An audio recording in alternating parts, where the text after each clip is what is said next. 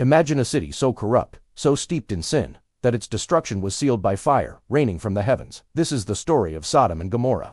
A city so full of wealth, power, and beauty that travelers from distant lands would stop just to admire it. Streets lined with fine stone, marketplaces brimming with exotic goods, and houses that gleamed under the sun. On the surface, it was paradise. But beneath the splendor, darkness festered.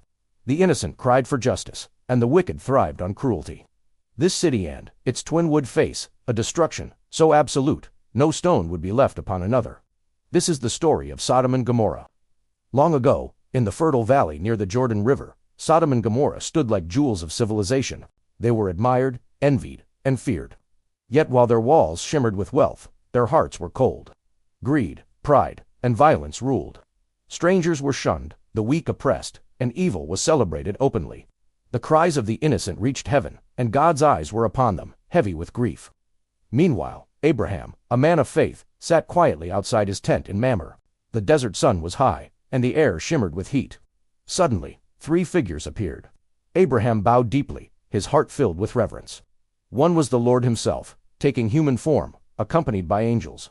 Abraham's voice trembled slightly, but was filled with respect.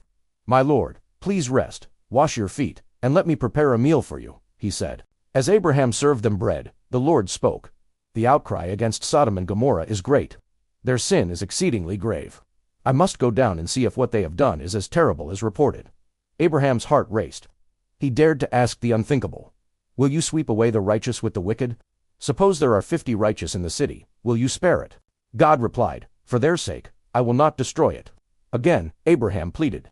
"What if there are 40, 30, 20, even 10? And each time, God's answer was the same. "Mercy will be shown for the sake of the righteous."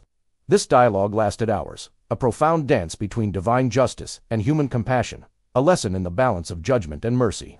As night fell, 2 angels arrived in Sodom. Lot, Abraham's nephew, rushed to welcome them, his heart pounding. He insisted they stay in his home, away from the dangers of the city streets. But the night was far from peaceful. The men of Sodom, driven by wicked desires, surrounded Lot's house. Their shouts and threats pierced the night air. Lot's voice shook as he pleaded, "Please, my brothers, do not do this evil thing." Even in desperation, Lot offered protection, a shocking act, offering his own daughters to save his guests. The angels struck the mob blind, chaos erupting outside, and they led Lot, his wife, and daughters out of the city. "Do not look back," they warned. Fear and urgency gripped them as they fled into the mountains, the first hints of destruction lighting the horizon. Before dawn, fire and brimstone rained from the heavens. Flames engulfed every building, every street, every field. People cried out in terror and disbelief, but it was too late. The cities, once proud and shining, vanished in an instant. Lot's wife, unable to resist a glance, became a pillar of salt, a haunting reminder of disobedience and attachment to sin. Lot and his daughters found temporary refuge in Zoar, a small town spared from the fiery judgment. Later, fearing for their lives, they fled further into a cave, and tragedy continued. Yet even in this darkness, God's mercy lingered, a reminder that salvation is available, but must be embraced. Sodom and Gomorrah became eternal symbols, warnings of what happens when pride, cruelty, and moral decay dominate a society. But their story is not just about punishment. It is about mercy, about God listening to Abraham, about warnings given before destruction, about opportunities for salvation. Today, the echoes of Sodom and Gomorrah remain.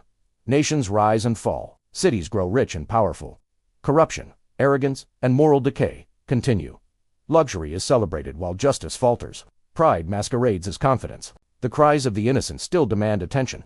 And yet, hope remains. God still listens. God still saves. God still offers mercy to those willing to turn. The story challenges each of us. How will you live? Will you follow the crowd, blinded by temptation and arrogance? Or will you stand firm, even when surrounded by darkness? The story of Sodom is not just history, it is a mirror, a warning, a call to choose life over destruction, obedience over rebellion, mercy over selfishness. Every choice matters. Every act of kindness, every step of courage, every moment of faith matters. The fire from the heavens reminds us that consequences are real, but the mercy shown to Abraham and Lot reminds us that God is patient, watching, waiting, hoping we choose righteousness. So look around, reflect, ask yourself, am I building a Sodom in my own life, or am I striving to be a light in the darkness, a voice for the innocent, a heart of mercy in a world full of fire? The choice is ours, every single day.